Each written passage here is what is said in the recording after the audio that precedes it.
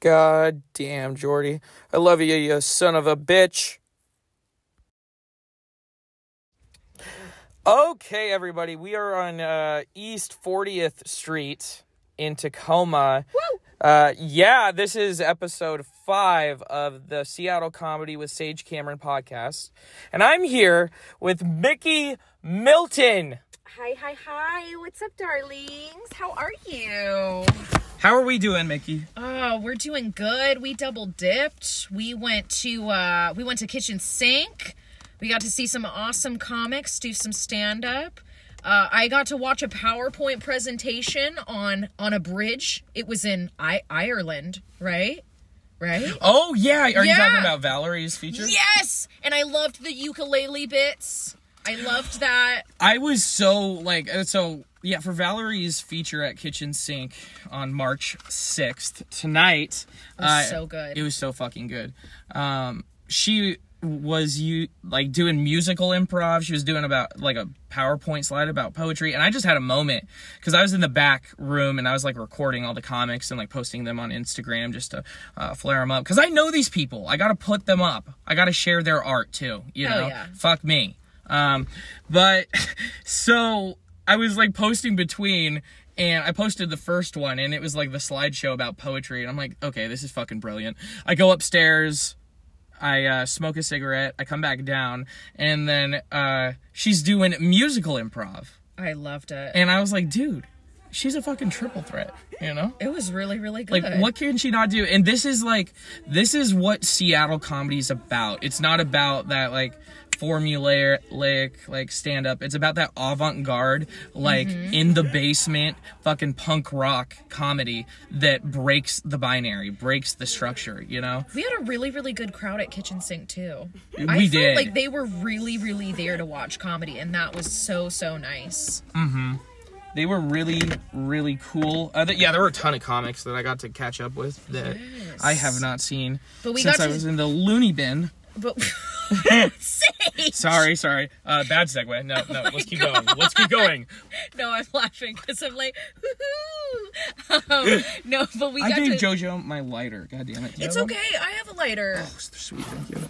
In the words of Stephen Ryan, we are smoking cigarillos. Cigarillos, American Spirit Yellows today for me. What about for you, Mickie? And a Marlboro Red, because my grandpa would be so dang upset if I was smoking anything else. So how do you pronounce that? I've always struggled to pronounce that brand name. Marlboro? What are like the phonetics of it? The two syllables. Marlboro. Marlboro. Marlboro. Marlboro. I can't. Fuck that. The year was 1989.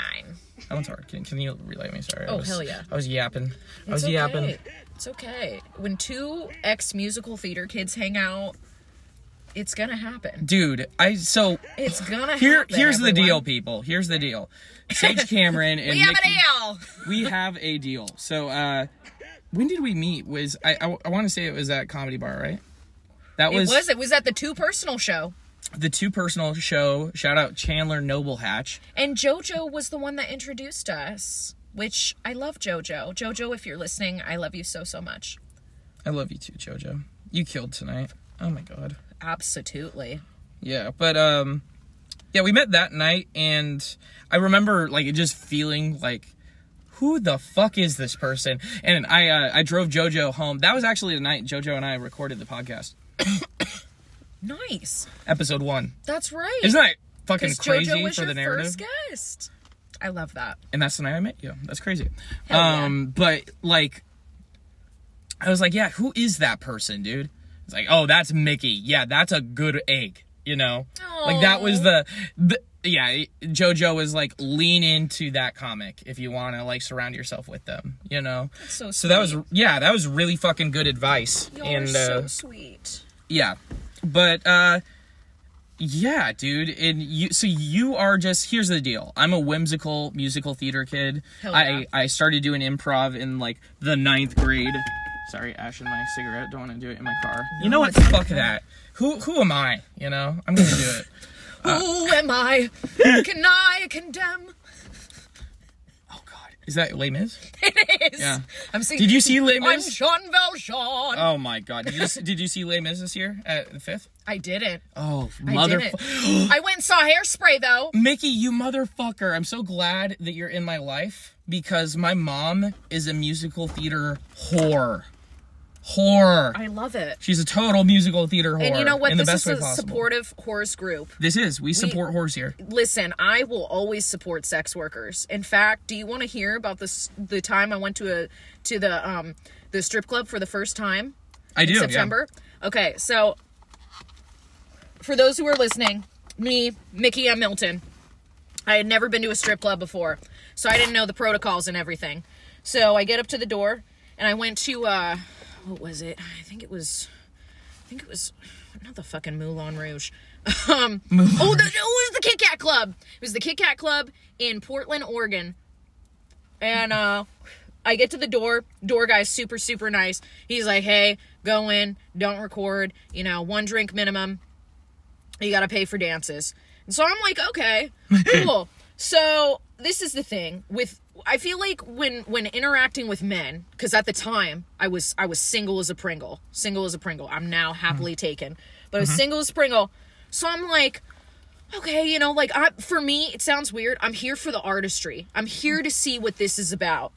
And that was the night that I didn't know I paid $85 for one song. I didn't even get a dance, but I was just like, she was like, oh, do you want to dance? And I was like, oh my God, I feel like I'm such a little boy when I interact with women. I feel like when I interact with men, I'm like, oh yeah, I fucking got this. And I feel like when I interact with women, I'm like, if you would let me, the hold finger thing? hold your hand, that'd be kind of nice. This thing where you connect your index fingers. Yeah. If you would be so kind. But yeah, no, I paid $85. And I texted my friends about it. I was like, yeah, I felt bad. I feel like I didn't give her enough money. And they were like, dude, you gave her more than enough money. For like, you were in there how long? I said, I was literally in there for 10 minutes. They said, damn, dude, she ate lunch and dinner. I was like, for real, though. For real. But she was so Did you, in nice. fact, eat lunch and dinner? No, I hope with the $85, she got to eat a very, very scrumptious lunch and dinner. No, she was awesome. She had a cute little pixie cut haircut, and she I love a good pixie cut. She danced to what is it? It's from, I think, Kill Bill, Bang Bang. Oh shit. Yeah, she danced to that. Have you seen Kill Bill? I fucking love Kill Bill. You do. I fucking love Kill Bill. Yes. I think, however, oh my God, I'm so worried I'm about to cause an uproar. I love the first Kill Bill. However, I do like the second one a little bit more. Just a little bit, but I think both movies, top tier. God damn. You want to know my experience with Kill Bill? When did Kill Bill come out? Do you know the years? Oh God. Let's use the goggle. Yeah, let's look it up. I want to say 2002. Nah, 2000. Yeah, 2002. Okay. 2001, 2002. Which one came out then? Okay. Kill Bill. 2003, Volume 1. 2003, shit. Okay, so I was 5 years old. So here's the deal. When I was 5 years old... Still remember 9/11? I remember the impact it had on my father. Yeah? Yeah. Yeah? I do. Aww. Yeah, he didn't give a shit. So... Holy fuck! I remember that. Oh my God! Yeah. 9/11, you'd think a 3-year-old would have less emotional capacity than Dad, but no. We both saw the video. I felt more remorse than that man did. Oh my God. And just to be clear with the whole 9/11 thing, I feel bad about it, Yeah. The whole thing. Well, yeah. It's Top to bottom, it's just... It's not a happy thing. It's very, very depressing and sad. You've been to New York. Have you been to the memorial? Yeah. No, when I went, it was still very like, I don't know if this is the right word, like ominous. Like there was, yes, there was still like very much like an energy of like there is a lot of energy that has not been laid to rest there. And so it was kind of like walking through, and I was just trying to be like mindful and present about like, this is so fucking sad that this even had to fucking happen in the first place. It's one of those things that, like, I remember I had this thought, like, when I was there, and this might sound fucked up, but I'm not trying to even make a joke or anything, but I was like, there were a lot of people that jumped out those towers, and, like, when they hit the ground, like, where did those spirits go? This is something I think about when I get high, too. I'm like, all of the slaughtered, like, fucking Native Americans that are on these grounds, you know? Like, long before these were paved roads and shit, you know? During Western, like, expansion, like, how many unresting spirits are there out there?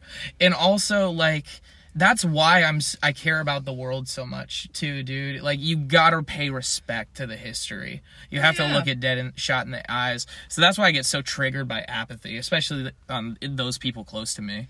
I think it's really, really important to acknowledge privilege in each scenario, and also too how you can contribute more to your community with the privilege that you have. Like, if you have the ends and the means to, like, go do something and make an impact, like, fucking go do it, or just, like, be there to just, like, listen. Sometimes it's just, like, also too, like, what I learned is, like, sometimes it's like it's not even my job or necessarily other people's job to say something. It's just, it's a thing where it's like, okay, if you need anything, like, let me know, and, like, know that I'm here, and know that I'm dedicated to, like, making a more compassionate and learned world and such, if that makes sense. Jesus Christ, Mickie. I mean, can you believe we just met, like, what, a week or two ago? Two and a half? Two and a half. 2.5 weeks. The days don't A fortnight. A fortnight ago. Do you play Fortnite? I don't. Good. I don't. Good. But if my boyfriend is listening, hi. We play Stardew Valley. Have you played Stardew Valley? That's the cutest thing ever. You two put together. Stardew Valley. Yeah. I'm just, my friend Jake Smith. He's one of my high school buddies that I play Xbox with.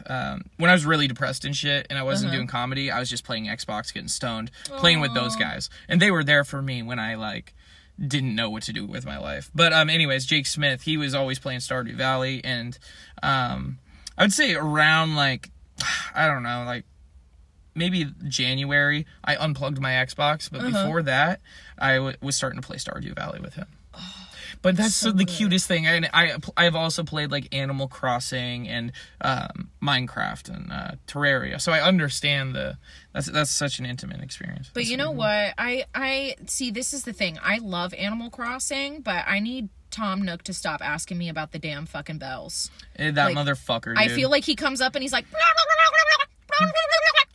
shut up!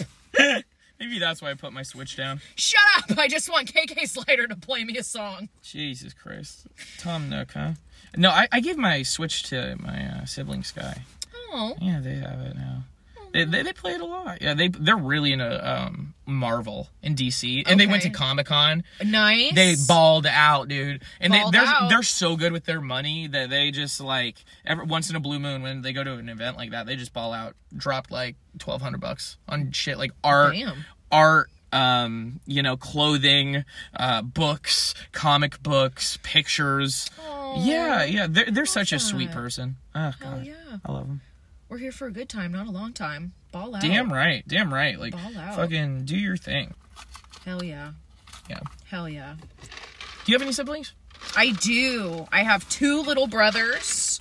Their name is, my littlest brother's name is Zach, and then my middle brother's name is Austin. My little brother Zach is, I would say, more of an artist. He's first chair trumpet. God damn! Yes! I played trumpet. You did?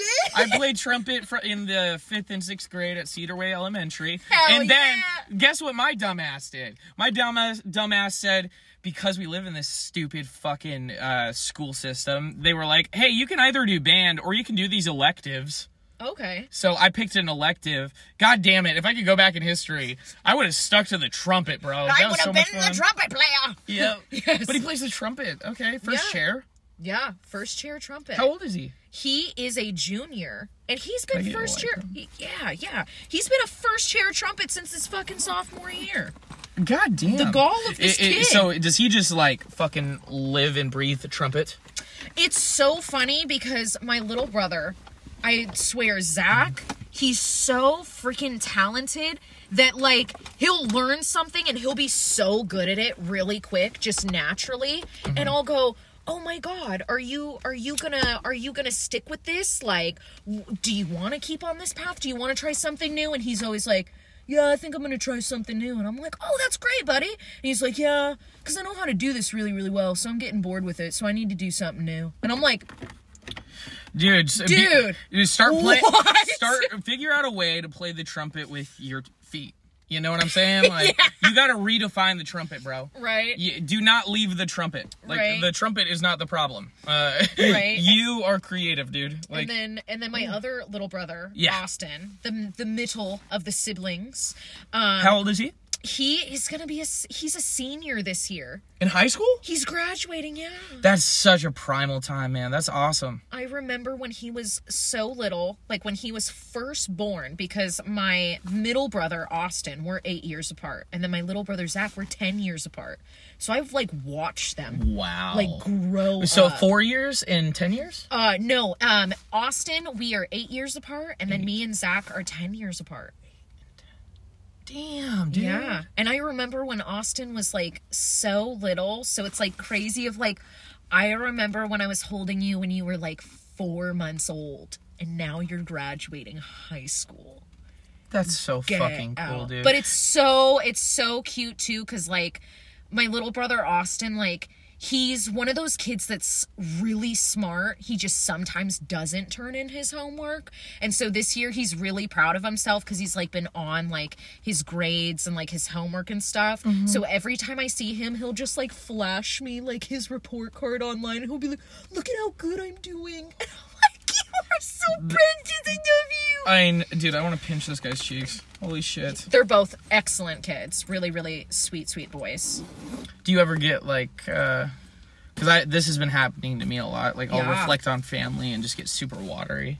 Mm-hmm. You know? Yeah. I do that all the time with my brother. And Sky, too. Yes. Tell me about your siblings, though. Because we haven't talked much about your siblings. So, my mom and my dad split up when I was, like, 1.5. Okay. And, then my mom got with Sky's dad. Okay. So on my mom's side, I have Sky. Okay. Yeah, that was really, really good. We're like 2 years apart. Okay, cool. But they're autistic, so. You were talking about Sky in one of your last podcasts. Yes? Yeah, I think so, probably. Yeah. But yeah, they have autism, but it's like high functioning. So like the way they live their life is they live at home, and I live at home too with my mom and my nice. And they work at Bartell Drugs, which is just down the street. It's like a 5-minute walk. Rad. What would you say is like their superpower?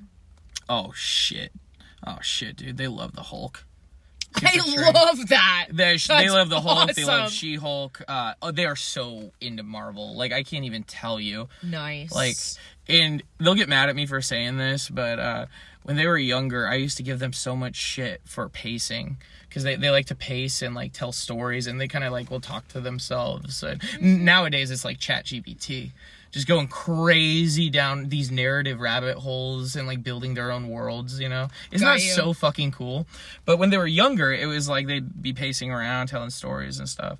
But nowadays, it's like, with this ChatGPT, and I'm doing my comedy thing, I've had a few conversations with them where I'm like, you gotta figure out this TikTok thing, or like you gotta like make content because you are you are so funny. You're an excellent storyteller, and if you think I'm empathetic or compassionate or a good listener, I understand the darkness of the world. Like my mom and Sky, those two, like they get it. Like sweet. Yeah. And then on my dad's side, my dad, so after they split, my dad met Leah, who's really fucking cool. That's my brother's mom. Nice. Yeah, so we're 4 years apart. Okay. Half brothers, but it's like that thing where we never really consider the half part. We're just, exactly. Yeah.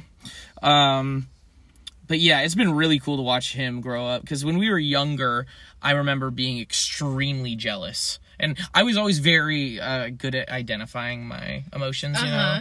So I would always, like, when I'd go to counseling and shit, I remember they'd be like, how are you feeling? Every time I'd pick jealousy, just because of the expression on the face. Right. Like, it just made sense to me.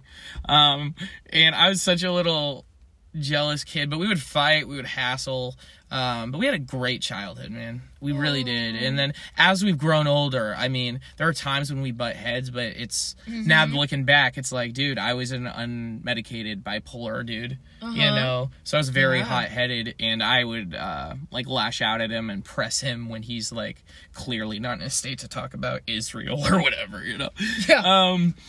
But, yeah, it's just been such a gift. I'd say, like, when I was 13 and he was 8, that was, like, probably a little bit rough. But when I was a senior and he was, like, a freshman in high school, and you just, it's so crazy because he's 4 years behind me, but all of these things he's experiencing, I can empathize so deeply.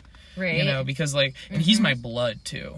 So he at some level, he thinks about the world. He sees it the same way I do. Like, biologically, you know? Oh, yeah. So when he tells me shit about, like, heartbreak, maybe, or, like, feeling out of place in the world, you know, like, those things, I have to really pump the brakes every time to not just give him a soap opera about how much I love him and, you know, you're doing everything right, man. Right. Like, you don't have to worry about a thing. Like, and just the whole, like, when you're in your early 20s too, and, like, late teens, it feels like everything has so much swing and pull. But being 20, and now that I'm 25 and 26, it's like, oh, I get it now. Like, I wish I would have the only advice I would have is I just want to be softer on myself. Yeah. I do not want to be as critical as I was. Like, that's the only thing I would tell myself, you know?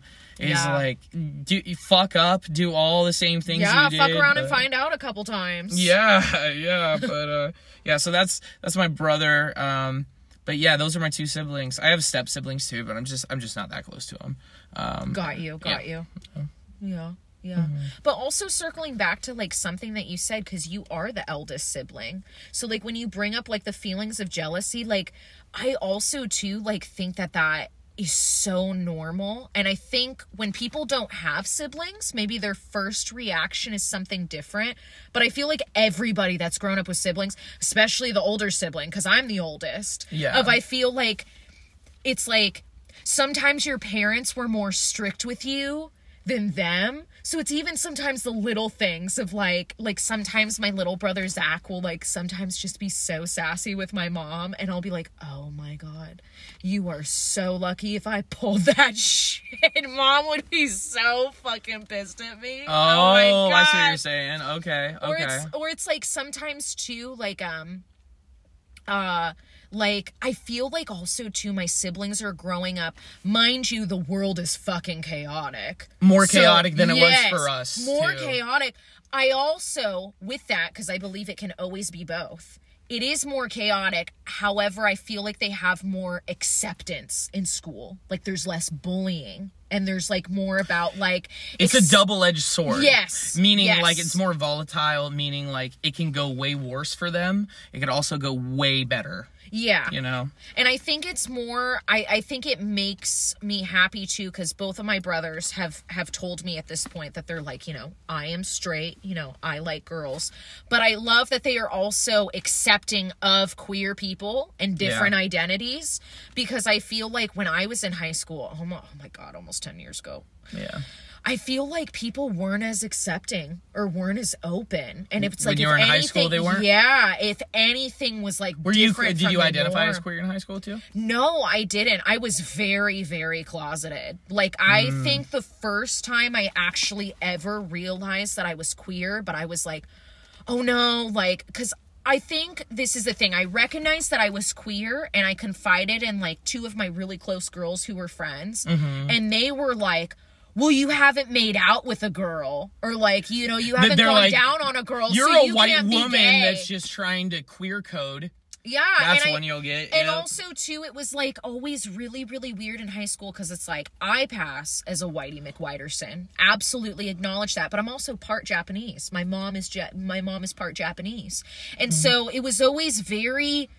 Because I also went to formerly known as Wilson High School, now known as Silas High. And it was so weird when I went to high school at the time because it was like, yeah, if anything that was outside the norm in quotations, then it was weird. Like, I remember being told, like, by, like, this super, like, Whitey McWhiterson white boy. Like, just so fucking white. He was just like, he literally told me, "You're not Japanese because I can't tell that you are." And I'm like, what the fuck? Cornbread motherfucker. Milk-toast cornbread motherfuckers like, love what? it. They love to take those big swings, you know? Yeah. I knew a few of those. Fuck. Yeah. And it was like, yeah, it was really, really weird. But I love that my little brothers are, like, so accepting. And I love that they're so receptive to learning about things that they don't know about. Like, if they don't know something... They're sponges. They're so open to being like, I don't know what that is. Tell me about it. And they're so curious about it. Oh, my God. The curiosity. They're very curious. And they're so open. And I love that about them. Isn't that such a sign of hope when you see curiosity around the world? Mm-hmm. I mean, like, yeah. Yeah. I mean... Yeah. Like, I don't want kids of my own. Like, I love kids, and I'm very excited to be, like, Auntie Mickie or, like, Uncle Mickie one day. But, like, I do really... Even though I don't want kids of my own, I really do love kids, and I really do believe, like, these kids, like, are absolutely, like, the future. Like, there's Save so the much... children, Marvin Gaye. Literally, they're so kind, they're so receptive, they don't get defensive, and it's also, too, they're, like, as long as, like, you treat me with respect, like, I have no reason to, like, not respect you. True. Can I strawman you right now? Sure. Okay. Sure. I'm guessing there are some unhappy fucks listening to this saying, "You don't have a kid. I have 2 miserable kids. I hate my life. Kids suck." Oh, God. Well, this is the thing. I think being a parent is an awesome responsibility. I've always, like, looked at if you are going to bring life into the world, that is an awesome responsibility. And I feel like the parents who kind of, like, I don't want to say, like, shit on their kid, but I feel like it is. Like, they kind of, like, passively aggressive, like, throw their kid under the bus is, like, what did you think being a parent was? Like, being a parent is accepting your child for where they're at and growing them into their superpowers. And it's like, of course, you know, if your kid is, like, doing some not okay shit, of course, call your kid out. But it's like, your kids are meant to explore the world. And as long as they're not themselves, for Christ's sake. Yeah, as long as they're not being hateful or, like, violent, like... You know, and also, too, I think kids are kind of very much a product of, like, their own environment. Now, I don't think, like, kids, you know, take in everything sometimes from their childhood, but it's like kids are sponges, you know? It's like I feel like sometimes when parents are unhappy with their kids, I'm like, do you not understand that your kid is, that kid is a mirror of you? And if you don't like what you're looking at, then maybe, like, you need to go back and ask yourself, like, what did you do? Yeah. Like, that's the most painful part about it, you know? with my parents sometimes, right? It's like, I love them to death, but I also hate them so much because they're myself, you know? And I don't hate myself anymore. I would say, like, back in October, I probably meant that. Yeah. You know? Yeah. At this point, no. I know my worth, damn it. I'm sober. Hell yeah. So, up top. Yeah, up top. Boom. Hell yeah. High five. High five. Sober date was, what was it, the 24th? Something like that? 24th. Yep. So, it's been almost 3 weeks. Love That's that. Cool. And we're 6 minutes away from your birthday. In 6 minutes, it's going to be your birthday. I didn't even consider that. Also, shout out Robert Pinner. It's going to be your birthday in 6 minutes, too. Yep. Corey Bennett would say, Daddy Pinner. Ayo. No, that's my birthday twin right there. We're both Pisces. You know what? Okay, we're gonna talk horoscopes and all this shit for a minute. So I did a joke at Spuds, but I've been thinking about this a lot. It's like, so Robert and I, we're both Pisces. Yes. What that means is we're very watery. We're very emotional. We're driven by emotions. Yeah. I don't want to speak for Robert, but I'm going to. And then the thing is Aries is right next to it, and they are just fucking fire, you know? That me. Yep. But it's like this idea, and the mantra I've been repeating throughout conversations, whatever, this idea of being born out of the fire, born out of the chaos. You love the chaos. You are impulsive. You are driven towards, like, doing shit that breaks the cycle, you know?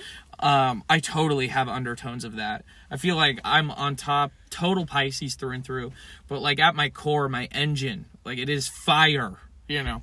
I wonder if in your big six then you have fire placements, because like sometimes like, so your sun is in Pisces, but your rising or your moon, or maybe also too like your Mercury or your Mars, like, so for anybody out there listening, please, it's not one of those astrology things that's like, oh, you know, I'm gonna be an asshole because I'm a Leo. No, it's like I actually study this shit. Like, so it's basically, so to break down your chart, you have your big six. So you have your rising, you have your sun, you have your moon, you have your Mercury, your Venus, and your Mercury, your Venus.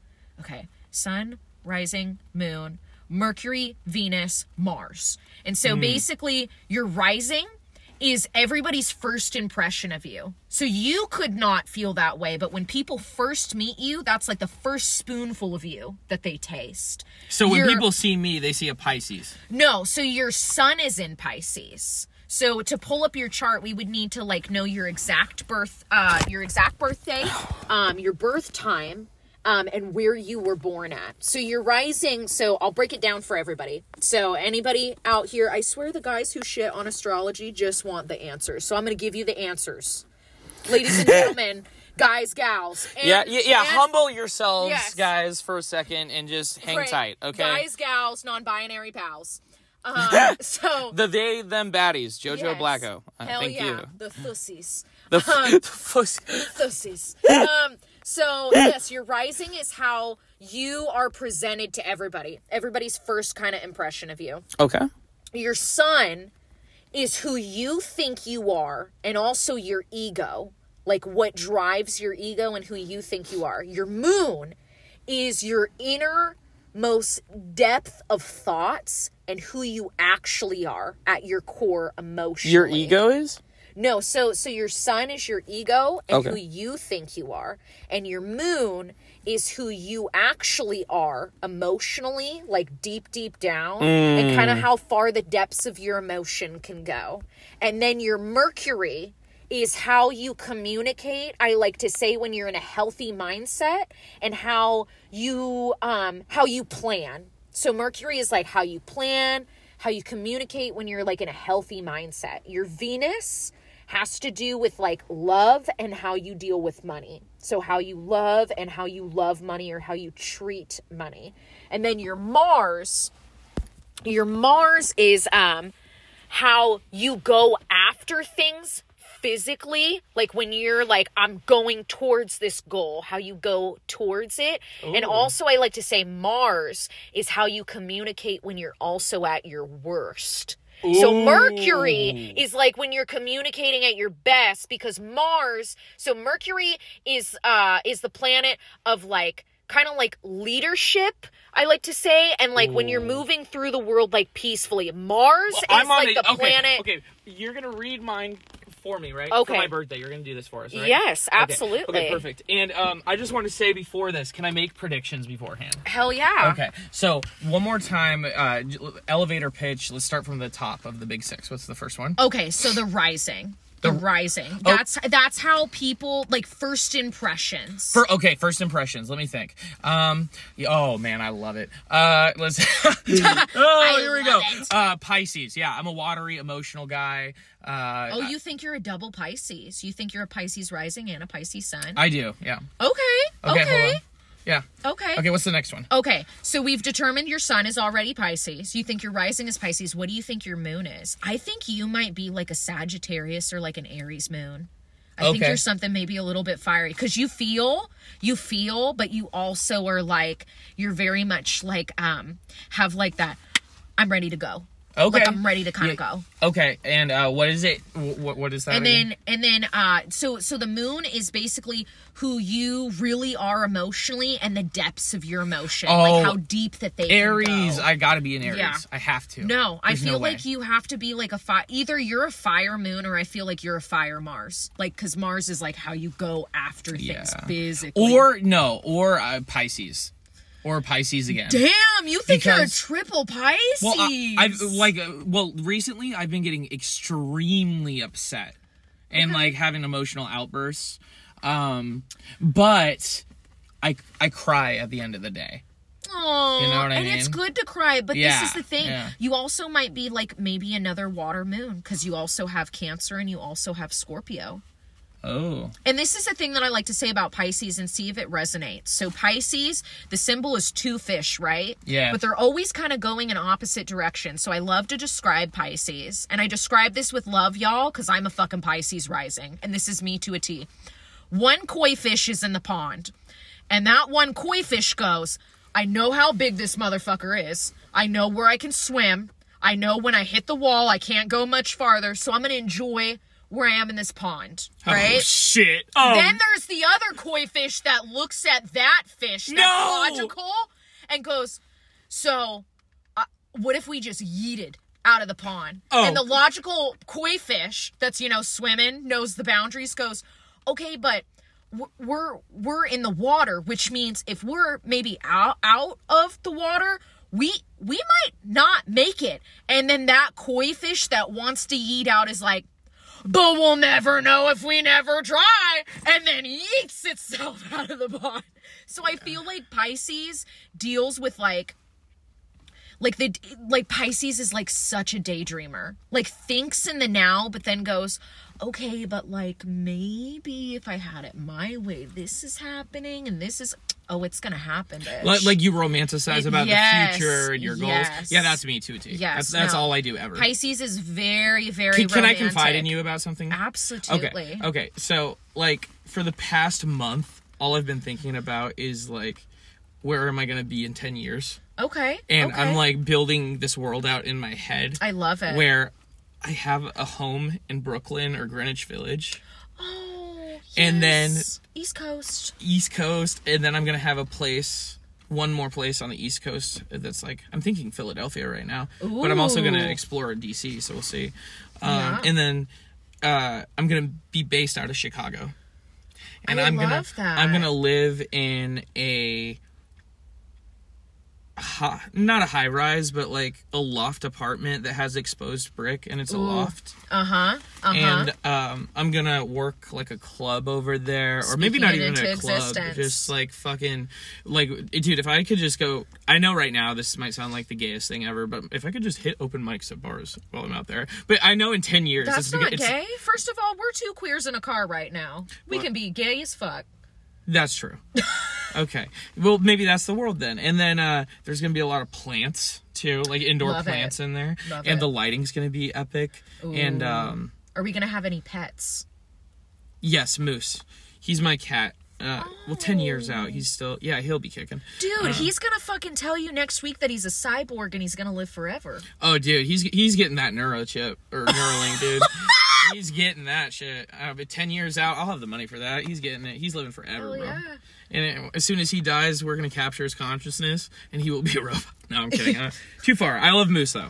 I love Moose. But, okay, beyond that, though, I'm also... So, Chicago, right? There. Okay. And then, I also, Wrigleyville and Old Town, like, I saw Jimmy Dore perform at Zany's. Okay. Almost a year and a half ago. Okay. And that was a night I'll never forget. Like, just watching him, because Max Blumenthal opened for him. And do you know who this is? Yeah. He's not even a stand-up comedian.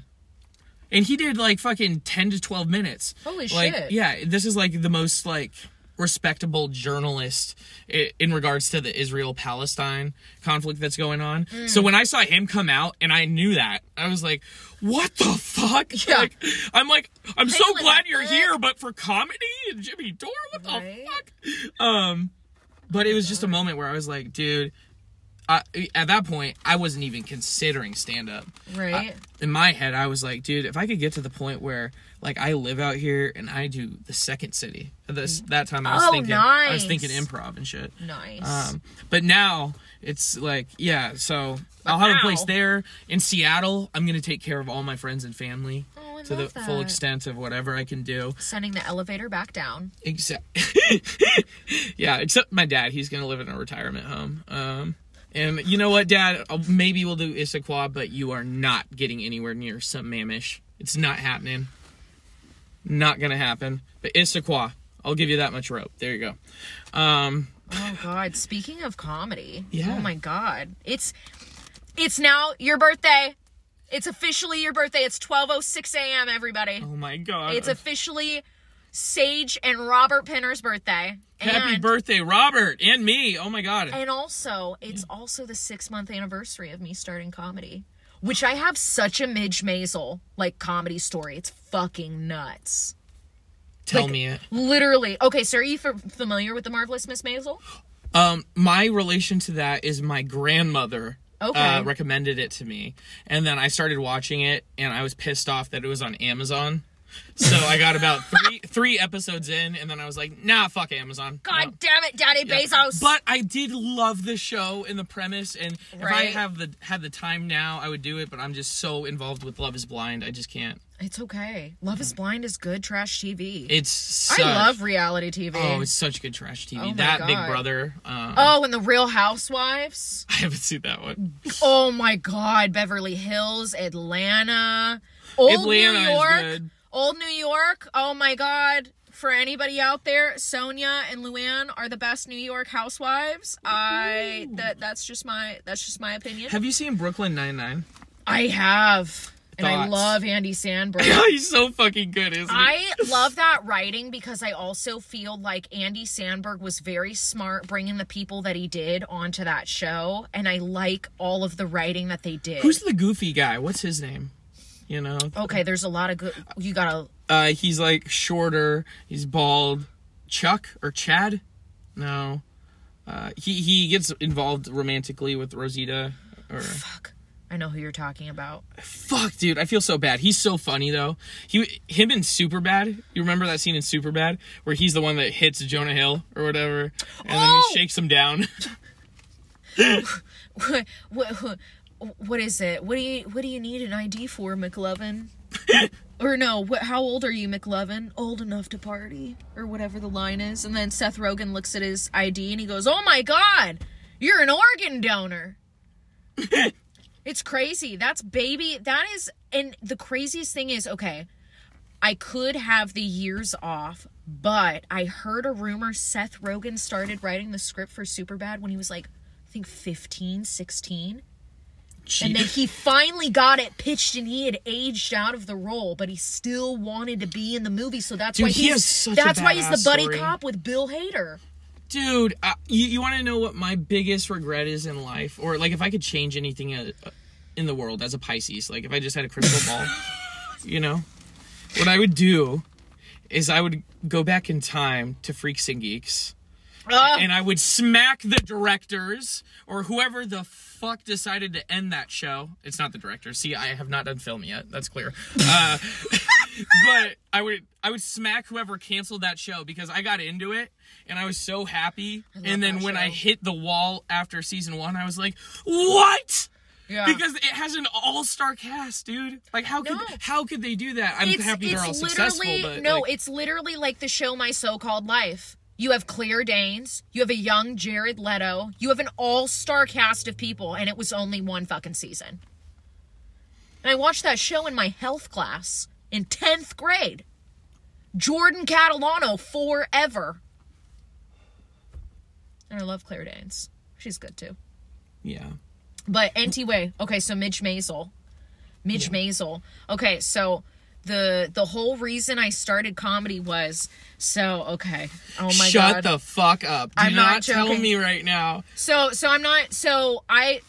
we're gonna kind of this is kind of a long story. I'm gonna try to make it short though. And we got time. And You make can it go into entertaining. Oh. So like the part on the body between the gooch. Yes. Okay. Entertaining, darling. Jesus. I love that. Jesus. But so back in 2019, right before the pandemic, like December 2019, it was in my singledom, and I was seeing this guy. We worked together, and he invited me over his house for Hanukkah. Like a late Hanukkah. Yeah. Wow, okay. And he goes, okay, Mickie, you're Jewish. Have you watched The Marvelous Miss Maisel? And I'm like, no, what the fuck is that show? He's like, dude, you have to watch it. And he's like, I haven't watched it in a little bit. I'm kind of like behind. So like, let's rewatch the show together. Oh, so it was so adorable. We were like all snuggled up on his couch, and we're like watching the first episode. And then he just looks at me like with his mouth wide open. And he's like, holy shit, Mickie, that's you. That's going to be you. And I was Shut the fuck up. So I was like, this is the thing. I hadn't even thought about doing stand-up. I always, in my mind, was like, I'm a theater person. But it was so funny because I felt like when I was always doing theater, it was always a feeling of like, I hope this works out. It wasn't like I know this is gonna work out. I was like, I hope this works out. And I also had my own 501c3 nonprofit at the time. I had my own theater company. So like, I'm hoping this shit works. Dude, no, you have the experience and the backing. Like, as a theater kid coming into stand-up, you have a leg up, bro. Like, seriously. But I always looked at that very much how you kind of said, like, comedy is like, oh, I don't know if I could do that. Like, because I feel like, because we've had this conversation of like, when you're in theater, you're playing somebody else. And I think where also my mental health was at the time, I didn't actually want to deal with my own shit. So I think sometimes why I loved theater so much was I was like, oh, I can escape myself. I don't have to be Mickie. I can be, it's somewhere to direct the energy. You know what I'm saying? It's such a good express valve. Yes. Absolutely. Like, but he looks at me and he goes, yo, like, you're gonna be Midge. Like, holy shit, like, rewatching this, like, Mickie, you are Midge Maisel. And I was like, I thought it was a high compliment because I was like, this bitch is fucking hot. She's funny as shit.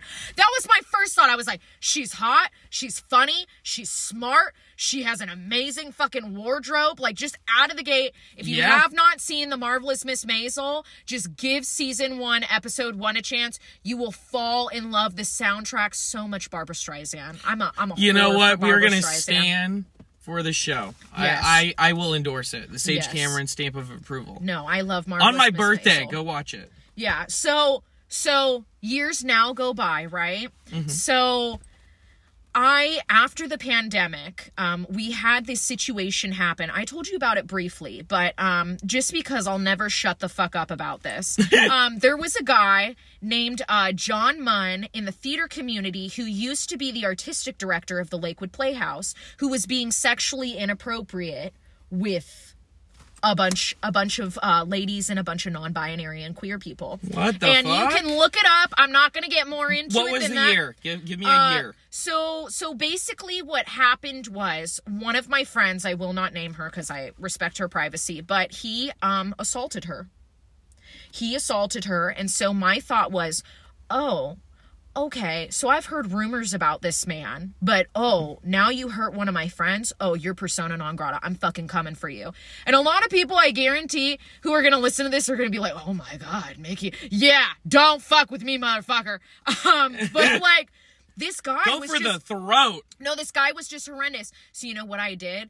I was like, don't worry about it. I'm going to take care of this. I'm going to see to it that this man is not in power. It took me almost a whole fucking year, but I befriended this man. I pretended like I was his friend, and I was like, oh, I just need you, because I thought if he's gonna do it with a bunch of other women, he'll do it with me at some point, and then all I need is a screenshot.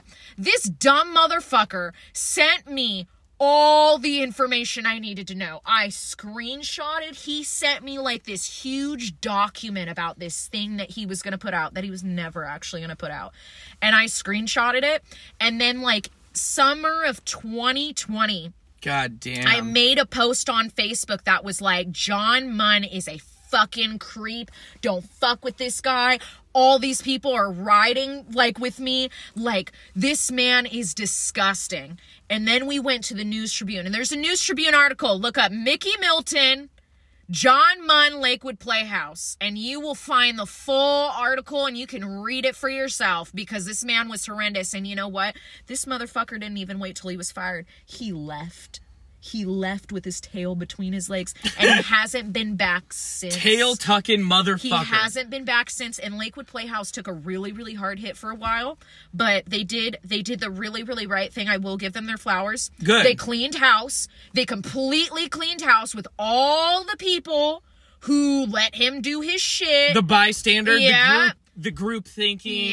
Yep. Okay, got you. And so now Lakewood Playhouse has a fully new board.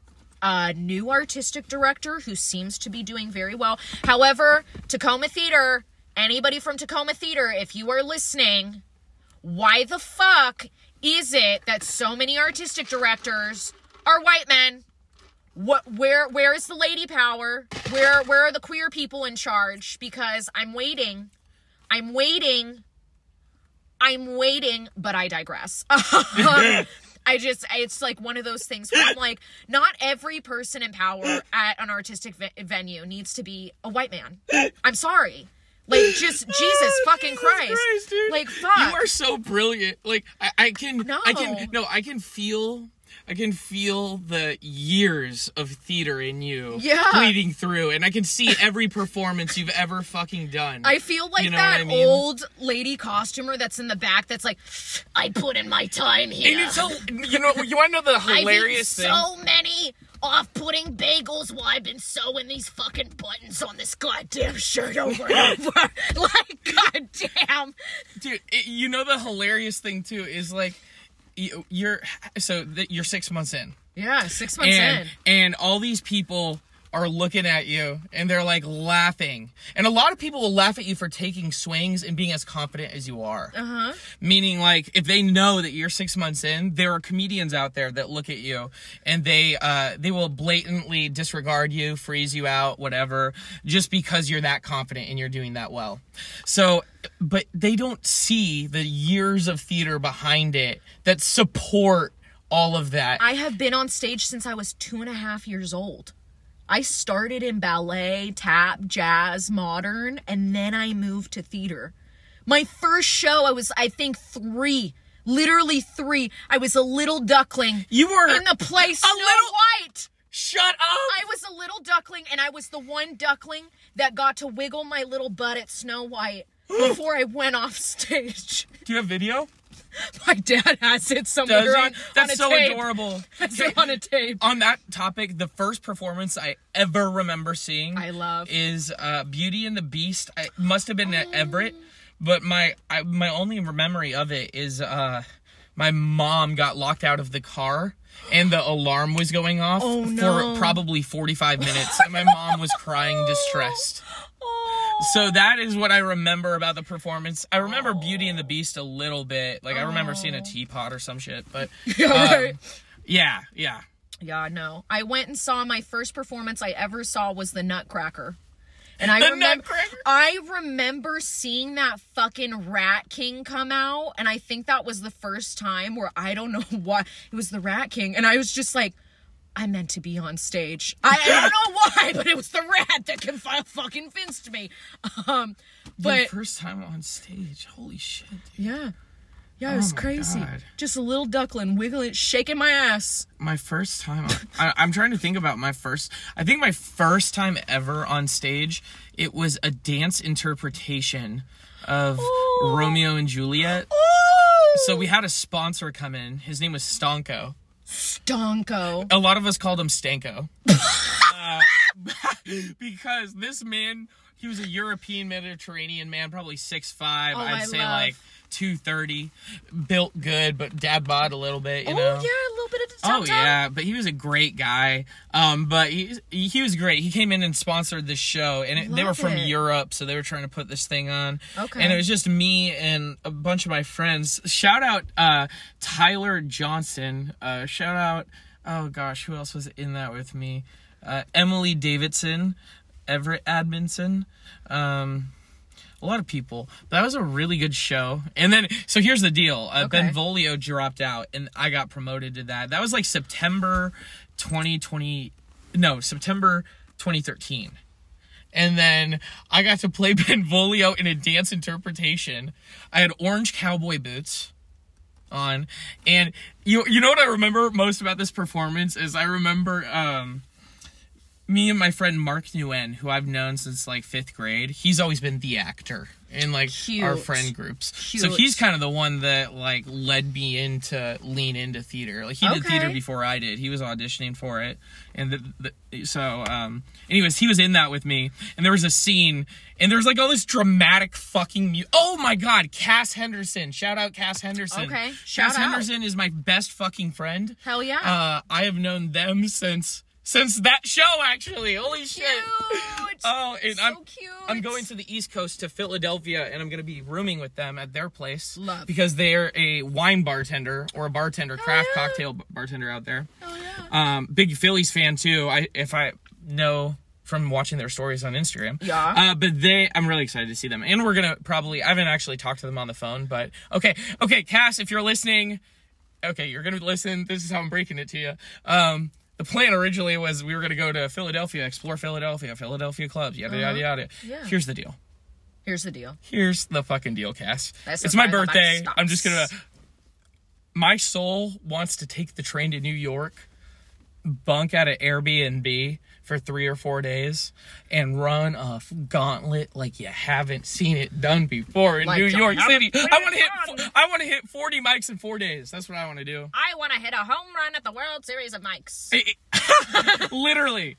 Because I want to set a record or some shit, dude. Like, that's where I'm at. Also, you know how I know our souls were connected? Huh. Because you said you got promoted to Benvolio. I played Benvolio in a production. Shut up! And we both got to play Benvolio! Oh my God! Oh my God. Okay, actually, I'm going to snap back from reality. Sorry, Cass, we'll talk about it later. So, in this production, what I remember most is during the entrance scene, oh God, who's the father something? Lord Capulet. Oh, Jesus or Christ. Lord Montague. Montague is Romeo's daddy, and who's Capulet, the priest? Friar Lawrence. Something like that. Friar Lawrence. Something. No, it is Friar Lawrence. Something.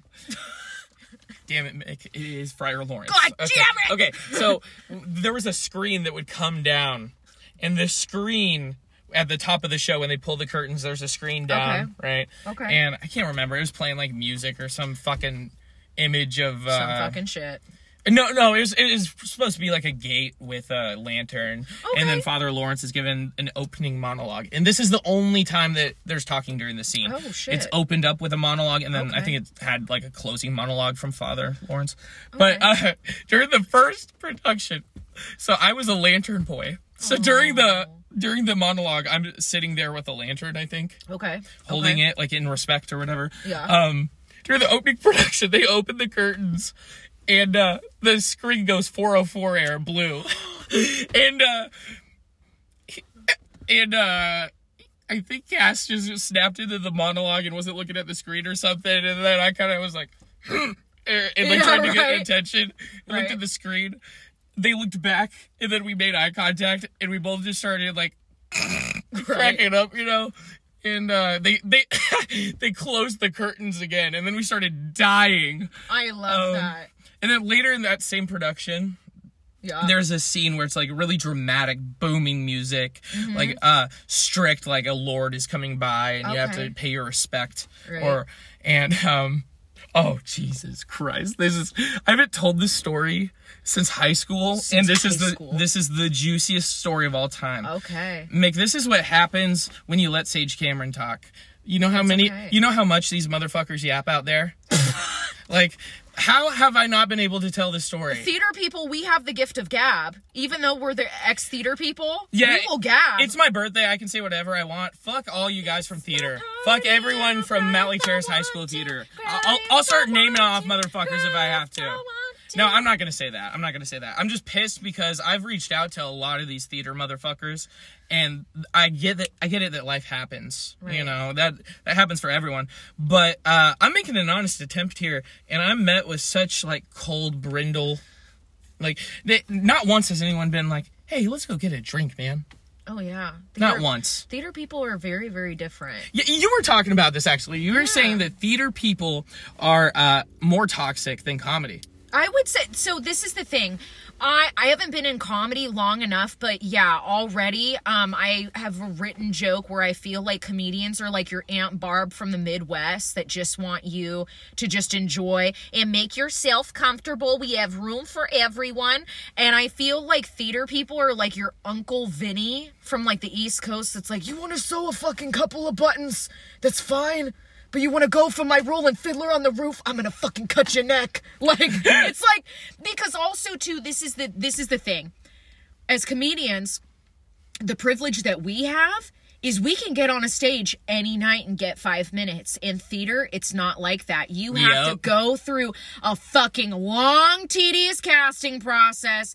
And if you're non-binary or trans or a woman, like, you have less of a chance to get fucking cast. I swear a guy can fucking, like, go, and they're like, you're fucking Shrek.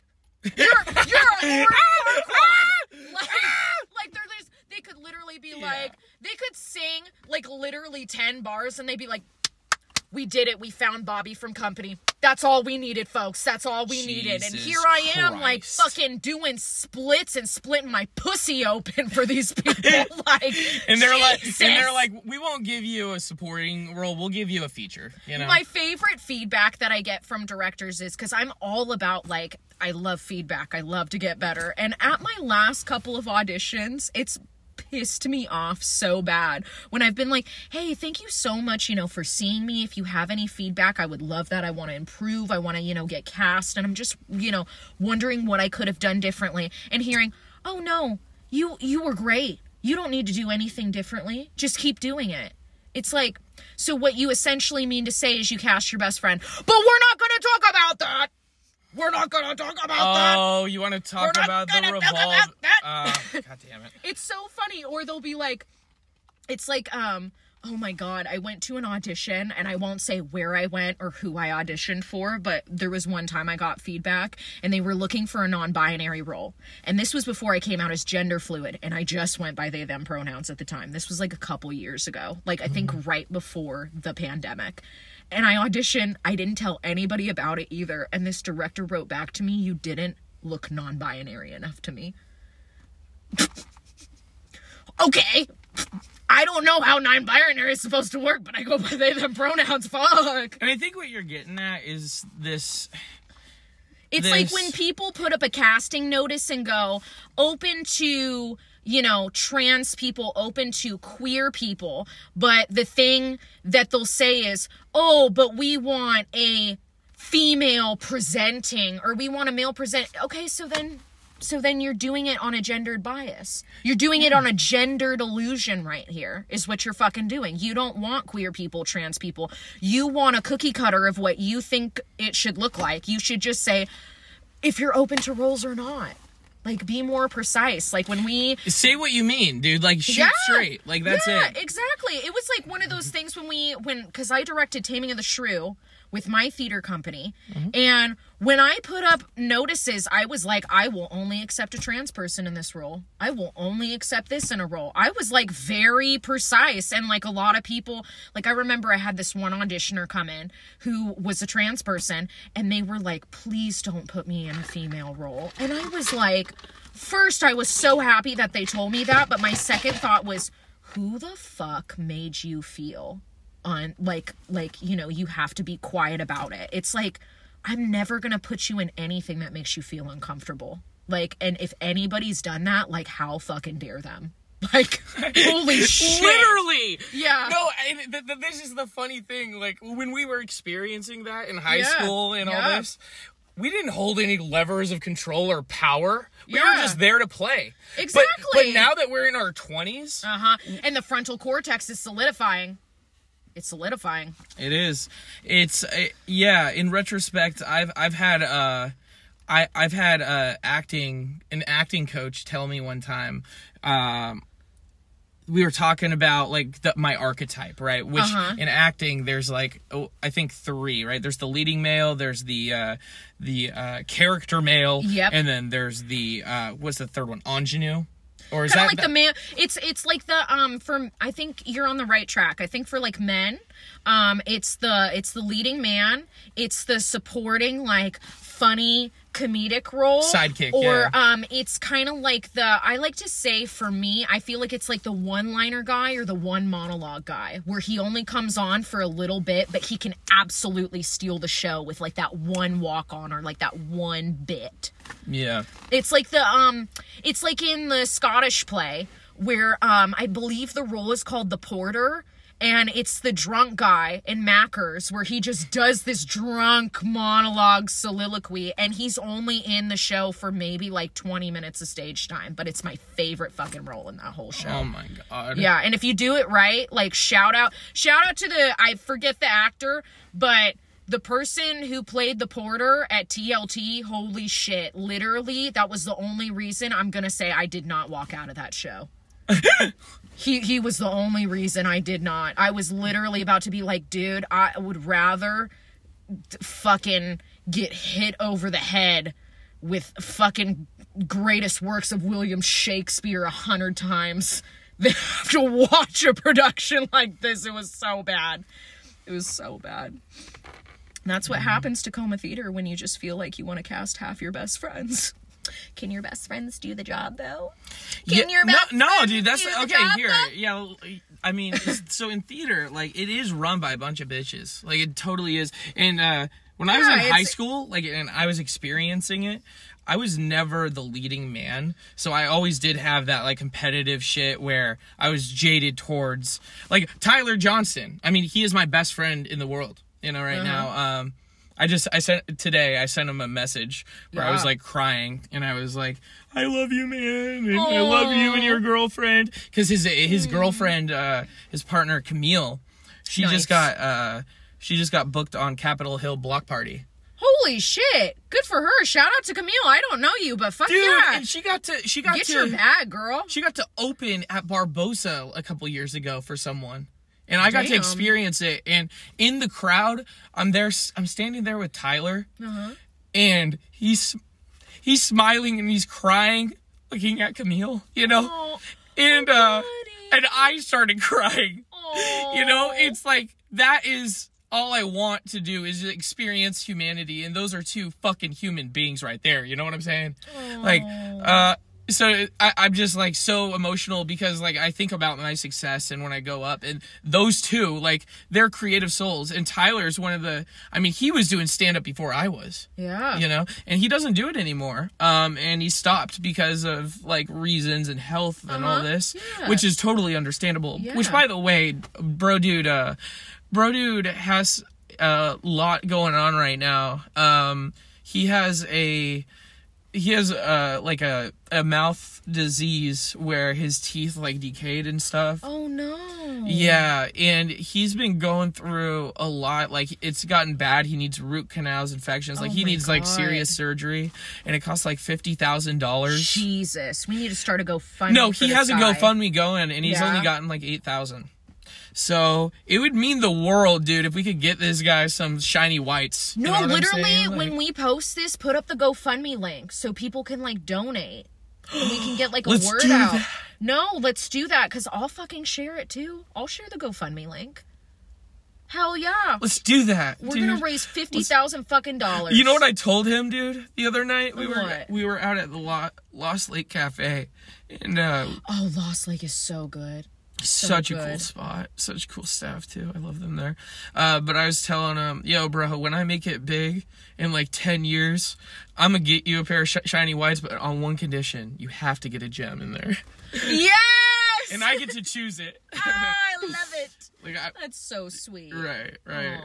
But yeah, dude, I love that guy. And he was in theater with me, and he was he was the leading man, or at least as I saw him. So we had, I don't think we ever had that much beef, but there was like some hot and cold shit. Yeah. But it's so toxic in that regard. And then I remember hearing like female comedians, you know, and hearing about their plight too, you know, in the theater, and just feeling so powerless, you know. And it's tough because being a man, you know, you are surrounded by these dickheads that do not care, or they just don't have that gear, you know. So you conform. You do. And I had a period when I was like, it was after high school. It was like 2 years where I like, not red pilled, but I consumed a lot of red media just in the premise of, heard. Yeah. You know, like hearing out that side. And I got pretty jaded. Like I would drop the F-bomb all the time. And I have some friends, I bet he's listening right now. I still love dude to death. And he's drunk the Kool-Aid. You know what I mean? Yeah. Meaning like he's deep in it. Not only that, but he's gone down a different spiritual path. I mean, but bro dude has the most amazing life. Like, and oh god, it's so beautiful, his life, dude. He met the love of his life in a production I was in with him. No. You know? And they're married and they're having a kid, you know? That's so beautiful. Oh. Yeah. Sorry, I'm so emotional right now. No, it's dude. okay. I'm a sappy baby too. Yeah. I'm surprised I haven't cried. I'm like asking myself, why have I not cried yet? Yeah. It's okay. It's okay. It's so, okay. Astrology, right? Yeah. What was the planet we were on? We were talking, oh god, well, we went through all the astrologies. We were talking about Mitch Maisel stuff. Yes. Oh yeah, let's finish up Mitch Maisel. Okay, so for full circle, okay, so bring it back up to 2023. It's 2023, summer of 2023. I am in a horribly toxic relationship with a guy, and I care about him so much to this day. But when you're summer 2023, yeah, what month? This summer, we officially split in July. Damn, bro, July was so tough. July 17th, 2023, and the last day we ever talked was August 23rd, 2023. Damn. Yeah, and it's one of those things where it's like sometimes love isn't enough. Sometimes love isn't enough, you know? Oh, and I think it's like you have to realize, I think for me, I realized that I played my own part in the misery because I was looking at somebody who I knew couldn't give me what I needed and what I wanted emotionally. And I think because I wanted that forever so bad, I was sacrificing like everything. Like I have a bit written, his family like called me a whore. His family called me a gold digger. These people were awful to me, and he would just stand by and, like, let it happen. So this is where the Mitch Maisel thing comes in, right? Right. I find out this man is having an emotional affair, right? An emotional affair, just like Joel with Penny Pan and everything. And so I'm so beat up. I'm so heartbroken. We stopped talking end of August. And Gavin House, I love Gavin House. He's like my other little brother. Bro, man. I love that guy. He's like my other little brother. And I went to a couple of his comedy sets right after me and this person had split up. Mm-hmm. And Gavin was just like, yo, you need to get up there. I think you'd be so good. I think you're going to be so funny. Like, get up there. Just do it one time, Mickie. And so I was like, okay. And I did my first set. He made you do it? Yeah. Shut the fuck up, Gavin dude. gave me the courage, and that's why I always tell Gavin, like, there will never be anything that I can repay you for, like, you opening this door for me. Because I feel like I totally had, like, very much like a Mitch Maisel thing where I went, okay, I'm just gonna get up, I'm gonna tell these jokes, and if people think I'm funny, then okay, and if I'm not, you know what, I'll never ever do this again. And it was like Mitch Maisel where I did my jokes, I felt pretty good about it, I was so nervous, I was like shaking, I was like, oh my god, and it was the first time I had ever gotten back up on stage in 5 years. It had been 5 years since I was on stage. But like I had been behind the scenes for a long time running shit, but it was the first time I was on you were on stage Tech Theater? Like, yeah, well, because I was running my nonprofit, and like I had auditioned for some shows, but I wasn't getting cast because there were either conflicting things, or you did great, you were one of the best people, we just couldn't cast you. And I'm like, just tell me why you didn't cast me. I'm not going to be butthurt about it. Dude. Like, I'm totally fine to hear feedback, you know? I'm never going to be upset about that. But anyway, so I do that, and Allison Fine, who I also, she is one of the people, like, I don't think, this is the thing, I don't think I would have started doing comedy if it wasn't for Gavin, but I wouldn't have continued to do comedy if it wasn't for Allison. She was the first person who came up to me. Also, Bruce Dutour, I'll never forget this. Bruce shook my hand and was like, that was a great first set. I'll never forget that kindness he gave to me. Yeah, I'll never forget that kindness that he gave to me. It was so sweet. But Allison Fine, I love you. Are you okay? Yeah. Are you okay? I'm okay. Keep going. Keep going. Keep it rolling. Sweet Sage. But can you light my cigarette? Yeah, absolutely. So Allison Fine comes up to me, and she was so complimentary, and we exchanged socials, and I swear, like, first of all, she has a heart of gold. She is so kind. She is so giving of her time. She wears so many hats. She's a fucking awesome person and has accomplished so much in this lifetime. And I honestly hope I can at least be half the person. She shoots straight. Dude, I fucking love Allison Fine. I would do anything for that woman. But yeah, no, she came up to me and she was like, she essentially was like, she didn't say this word for word, but she gave me the feeling of like, I believe in you. I believe in your comedy. Very much like Susie does to Midge after Susie sees like Midge's set. And I remember I like sat on it, and then I just ended up signing up for like an extra mic, and me and Allison like started talking, and she was so sweet. She like took me under her wing. I mean, I try to hit up Allison at least once a week just to be like, hey, I hope you're doing well. Like, I love Good you. Shit. If you need anything, let me know. But she's introduced me to so many people, so many clubs, like really got my fucking foot in the door. And like, I thank her for that. Her and Gavin, like, I owe so much. And it's like introduced me to like so many awesome people. And so I feel like also too is so funny because like Midge Maisel in Midge's second set, she absolutely bombs, and I absolutely bombed my second fucking set. And I was like, where was it? What? It was back at TCC 6th and Proctor. And the reason was I won't name any names, but I'm pretty sure he knows who he is.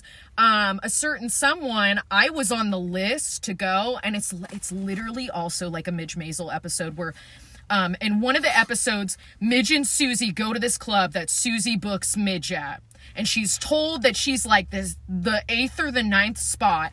And then the host, who is also the booker in the show, keeps putting his guy buddies in front. Yeah. And it threw me fucking off. It threw me off because I'm like, literally my second set. And I think theater was so also engulfed in my brain where I was like, oh, the scene, that this is not the scene that we were supposed to transition to. This is the scene where you see the dragon chained to the thing. You know? Yeah, and so that happened, and so I was completely thrown off. I bombed that set, and I remember just like Midge, I was like... What was the highlight of the bomb, or the pinnacle point of it? It was just the ending. Like, I got a lot of laughs in the beginning, and then all of a sudden, the room just went quiet for the middle and the half.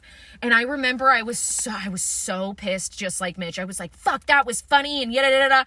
And I can't for the life of me remember who was in the lobby, but they said they were like, if it was funny, they would have laughed. And that immediately put me back in reality of like, oh, but unlike theater, if I bombed an audition or a callback, I wouldn't audition for like 2-3 months. But with comedy, it's different because I bomb and I'm like, no, I'm gonna go fucking back. Well, that's the thing with comedy. If you can tank that stuff, like if you have the ability to take it on the chin, not take things personally, exactly, like, look at it for what it is. Like, you can take it as far as you want. Yes. And like, people, god damn, I try to explain this to so many people, and they laugh at me, bro. They laugh at me. They're like, I'm like, do 100 sets and talk to me later. And then they laugh. They're like, do 100 sets. Are you crazy? I'm like, no, I'm not crazy. I'm being realistic, you asshole. I was trying to help. Right. And now, full circle moment. This is now my 6-month anniversary of doing comedy. And I'm also with a super, super amazing, beautiful, kind, and supportive partner who is like so fucking supportive of my comedy. Like, the last couple weeks, like, I've been so busy, so we've really only been able to like spend like a good amount of quality time together for like one day, and he's just like, I support you. Like, if you have to go do comedy, like, go do it. Like, I just want you to be happy. And I'm like, that's a ride or die right there. I'm like, holy shit. Oh my god. That's a ride or die. And the fact that he says ride, come on.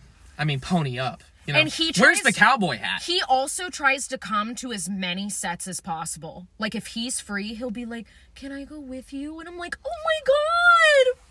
You sweetie, yes! That is goals, dude. Yes. No, he's such a sweet man. I told a joke tonight. Truly, my man is a mix between Jack Black and Seth Rogen. That is who he is. He's so funny. What's the tag you tell after that? I say, my partner is like a mix between Jack Black and Seth Rogen, because he's a curly-haired cutie with a tenacious D, and we smoke a lot of weed together. See, now, if you just take that is so fucking hilarious. Just from the written word that's on the page. Yes. And then you take the years of theater experience you have to tap back into. Yeah. And I'm telling you this because I'm experiencing it right now. I'm at set, I just had set 87. Dude, awesome. So at set 60, that's when I had the first tap back into that well of theater where I was like, oh my god, I remember. Yeah. And I'm like, wait a minute, it's an illusion. I can play. Yep. And man, I am like my pinnacle. When I was a senior in high school and I was the captain of the theater sports team, I got my first lead role. Oh. I was involved in every single production. Sweet. I got to assistant stage manage one time. Hell yeah. That was the funniest. Okay, I got to tell a story from that one. Oh my god. Assistant stage managing is not built for the week. Yeah. Have you seen Wait Until Dark? Or heard of that show? Love Wait Until Dark. One of my favorite actresses, I'm going to give her a shout out, Dea Osborne. She is the best. I will go on record. She is the best actress in South Sound Theater. I'm sorry. She is. There's no argument. Dea Osborne is the best actress in South Sound Theater. There you have it. In pen and paper.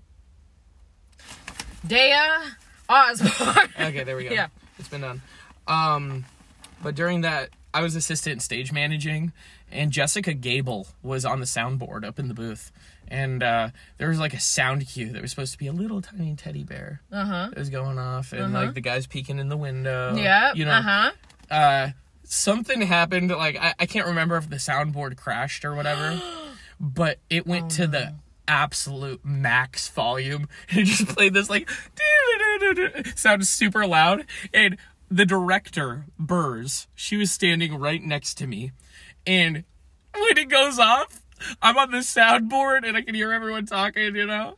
And Burrs goes, motherfucker! And then she goes towards the green room, and before you go into the green room, there's a ladder up. Right. To go up towards the booth. Then you got to go up more to a door that's into the booth. Don't you love that? I love that. And no, and this bitch takes the ladder. She doesn't go around the hallway like she normally does. And Jessica's like, oh shit. And I was like, did you hear that? And she's like, no, what? And I'm like, Jessica, run. Yeah, right. And she's like, what? Run? And I'm like, I was like, buckle up, buddy. Right. And I bet she just got absolutely reamed up there. Oh my God. But that was the funniest shit ever, bro. And I remember we would go to Sherry's Diner after. Oh, fuck yeah. After, the post-theater show. Yep. Applebee's, Sherry's. Oh my God. Denny's, IHOP. Denny's, after taking the set down and everything. But I remember just crying, laughing with her after that, just about that. Like, that was such a cool... See, I feel like in theater, you're just all bonded by your trauma of, like, theater experiences. There was one time at rehearsal for, and then they came for me, where I was supposed to jump off the back of a truck or whatever. And they're like, no, you don't have to do a somersault or anything. You don't have to. And I'm like, no, I can do it, you fucks. Like, let me try this. Right. And Burz is like, dude, no, don't do that. That's dangerous. And I'm like, Burzovic, respectfully, go fuck yourself. I'm going to do this thing. And she, like, laughed it off. And she's like, okay. And I do, like, a swan dive onto my head. I'm Jean Valjean. Yeah, literally. Oh Let's my talk. God. Okay, here we go. We're going to take another turn here. Okay. Oh, this is going to be a hard one for you, okay? Okay. 2 favorite dream roles. Ooh. 2 You favorite can only roles. pick 2. This isn't in writing forever. This is just in this moment. Okay. 2 favorite dream roles.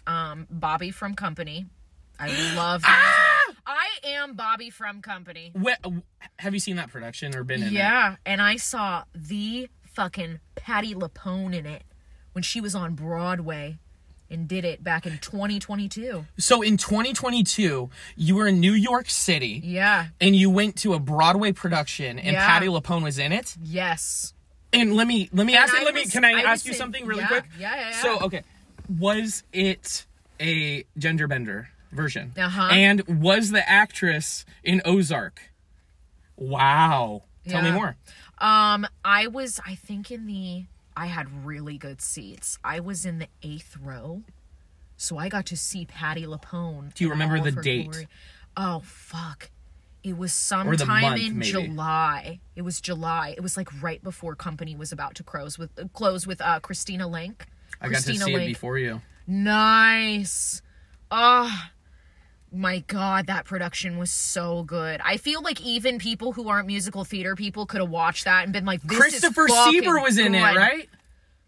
He got to play... He's the guy that played Lord Farquaad in Broadway. I believe so. I don't think his swing was in it. That was an an all-star. In it. And also someone from fucking Dear Evan Hansen was in it. Like, that was such an all-star cast, dude. It was so good. And, dude, at curtain call, someone threw flowers at Patti LuPone and her wig fell off. No, I swear to God. Mrs. LuPone, war crime. Dude, me and my partner, we got some good seats. We did that discount ticket thing. Oh, nice. Okay, I know what you're talking about. When I discovered that, we were like, what? Because before we went to New York, we were like, oh, we want to see Phantom of the Opera. Right. And it was like $600 tickets for the ones we were like, fuck no. Yeah. And then we got there, and some local told us about it. Right. They were like, hey, you want cheaper tickets, kids? You want cheaper tickets, kids? You're gonna round the corner, go to the You museum. gotta pay the troll toll. Let me look in your hole. Right. You're gonna round the corner. You're gonna go into the Museum of Sex. You're gonna go downstairs. You're gonna go down the butt slide, and when you come out, there's gonna be some guy named Jeeves, and he's gonna have your tickets right there. And with your tickets, he's gonna serve you a nice slice of milk steak, you know? Milk steak. Milk steak, you know? Milk steak and jelly beans, that kind of thing. Oh my God, Charlie Day. What were we just talking about? Steak. We were talking about 2 dream roles. Okay. No. Really quick. New York. We were talking about this production, right? We were talking about Company and Phantom of the Opera. Company. Yeah. Oh, yes. Phantom of the Opera, right? No, we were like, oh yeah, we want to go see Phantom of the Opera, right? Yeah. $600 tickets. Well, we go to this discounted booth, and they're like, hey, bitch, like $45 tickets, and I hope they're that really they addressed you that way too. Hey, bitch. $45 tickets. Yeah. In New York, that's how they do it. Hey, bitch. Yeah. But we were like over our heads about it. We also met my partner's dad and stepmom out there. Okay. And I'm gonna say this. I can't dox them, so I'm not gonna say this. But the first night we were in there, we met up with their parents at their last name restaurant. Okay. So there was a restaurant that had their last name, and they bought like a hoodie with it. It was just this really like meta moment, you know, where it's like, I'm in New York with my partner and their family. This is like so surreal. Yeah. And at this point too, I didn't know that I was a misdiagnosed bipolar guy. Heard.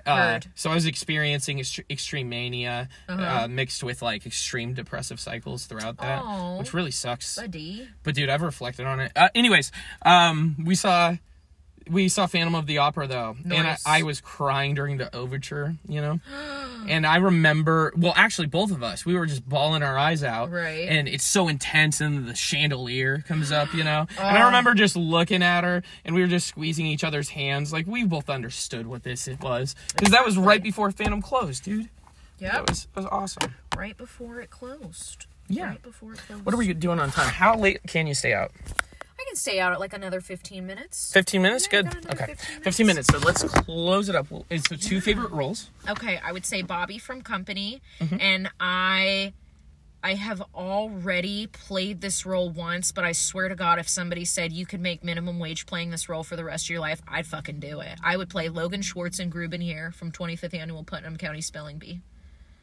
Which character is that in Putnam? She's the one that has the lisp and the two gay dads. Okay. You know what really sucks is I saw a good friend of mine in a production over the summer. Yeah. And god damn it, she played Olive.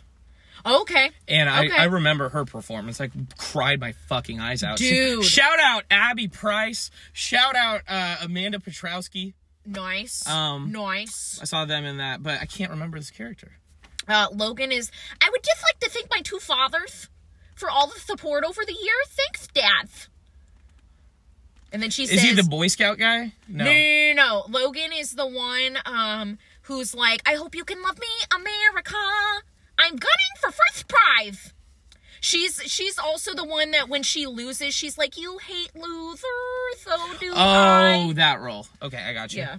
That's the one. Yep. I would love to play a 9-year-old little politically headstrong. Holy shit. Like, no joke. Like, also, too, I feel like Logan can have the best ad-libs. Like, because in the musical, for anybody who's unfamiliar, the first word that they have to spell is a coochie. And so my favorite, like, improvised thing that I would always say is, oh, my God, that's what my dad called that one lady at the supermarket one time.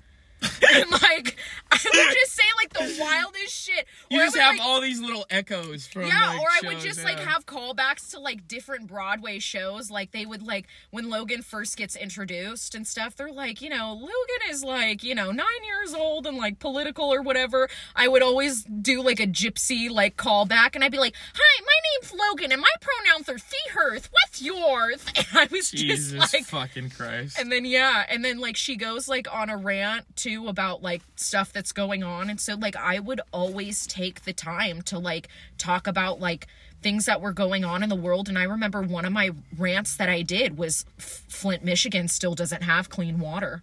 Was one of my first rants. Have you heard my Flint, Michigan jokes yet? No, and so I would always fucking say like Flint, Michigan doesn't have any clean water, and let me tell you why. And I would like, and all the old people, like I'm talking 50 and over, would get so fucking uncomfortable. I love it! And it was so great. Or I'd just be like, yeah, I would just take the time to like rant about shit that I was just like, hey, motherfuckers, I know we're watching a show and we're all here to laugh, but since I'm the politically active one, I should kind of be doing a monologue about what the fuck is going on and why you should be paying the fuck attention. Okay, give me one more.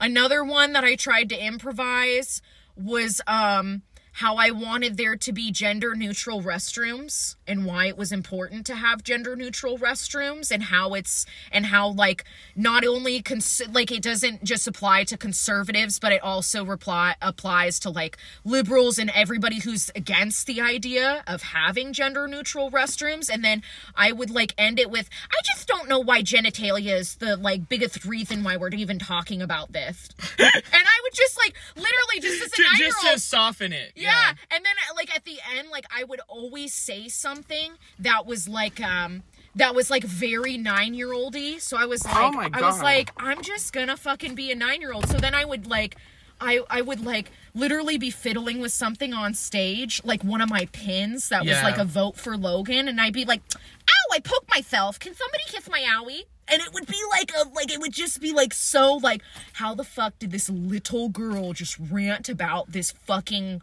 like big kid shit? And then it's just like, I just poked my thumb. I need my two dads to give me a Band-Aid. Jesus Christ, dude. You know how that relates back to stand-up? It's that ability to stay in the pocket. Yeah. It's that ability to say fuck the audience, but respectfully, in the way of like, you show them you're not being serious. Right. You know, and you're so comfortable in that ridiculousness. The avant-garde, breaking the... I mean, oh, dude, I'm so... Dude, if, like, when you get to, like, 300 sets or something... Woo! I mean, even when you get to, like... I mean, what am I at now, total? I'm at, 75 plus 87. Damn! What is that? Listen, I went to school for theater. I didn't go to school for math. Let me pull this fuck up. tech theater. Fuck tech theater, okay? Fuck your measurements and your set building. You guys suck. 86 plus what?